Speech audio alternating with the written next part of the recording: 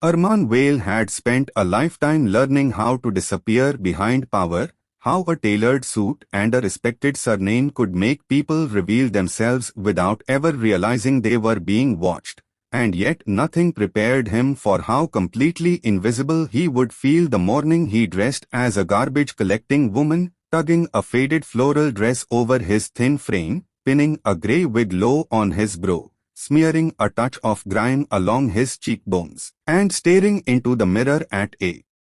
stranger whose eyes still carried decades of sharp calculation and quiet grief. His hands trembled as he pulled on thick gloves, not from fear of being recognized but from the weight of why he was doing this at all, because since his wife's death the world had felt louder and emptier at the same time, and the one thing he wanted more than profit margins or legacy plaques was to know that the family he'd built would still be decent when comfort told them they didn't have to be. His son Daniel had married Livia 2 years earlier,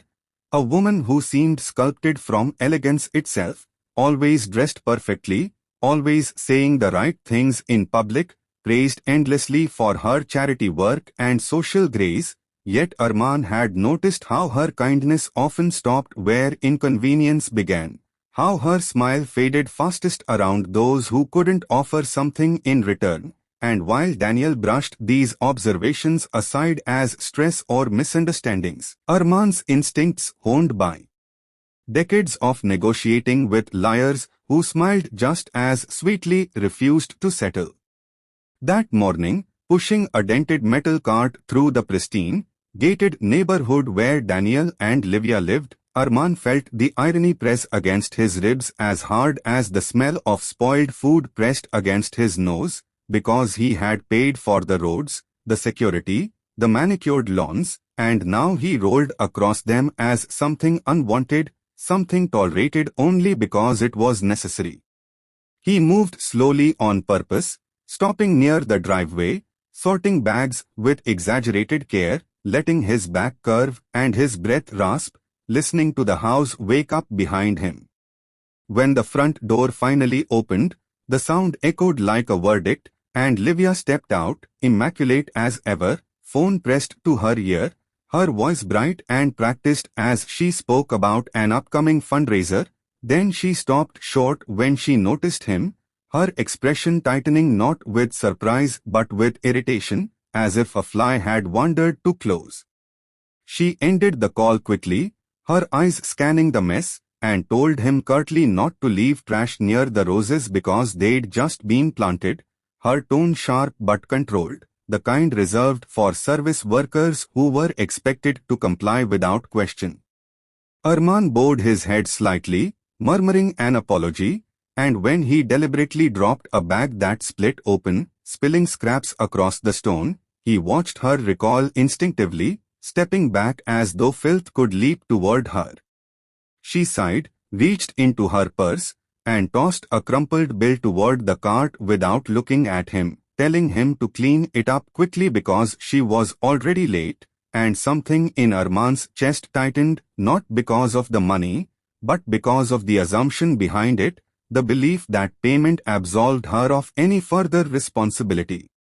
As he knelt to gather the trash, he remembered Livia laughing at a dinner party about people who chose hard lives, remembered how she'd corrected a waiter's pronunciation with a smile sharp enough to cut, and still he forced himself to stay neutral, because a single moment never told a whole story, and tests only mattered if they allowed room for truth to emerge. So when he finished, he pretended to stumble, letting the cart tip again, clutching his chest as if seized by pain, his voice weak as he asked for water, and this time the air itself seemed to hold its breath. Livia paused, glanced at her watch, her jaw tightening, and for a brief second Arman saw something flicker in her eyes, uncertainty, calculation, before it vanished behind impatience as she told him she didn't have time for this, that he should call someone from his company, stepping around him as if he were an obstacle rather than a person. When she disappeared back inside, the door closing softly behind her, Arman remained on the ground longer than necessary, staring up at the flawless blue sky above a life he'd built and now questioned, wondering whether love had truly blinded his son or whether he himself had forgotten how rare unprompted kindness really was, especially in a world that trained people to look away. Part 2.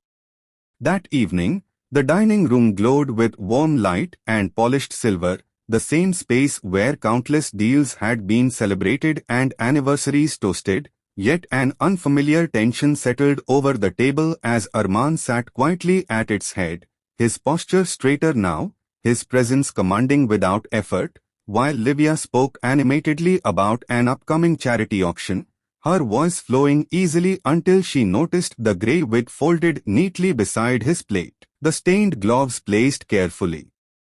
atop it like evidence, and the room seemed to tilt as recognition washed over her face. Her words faltered, color draining from her cheeks as Daniel's gaze snapped from the items to his father, confusion tightening his features.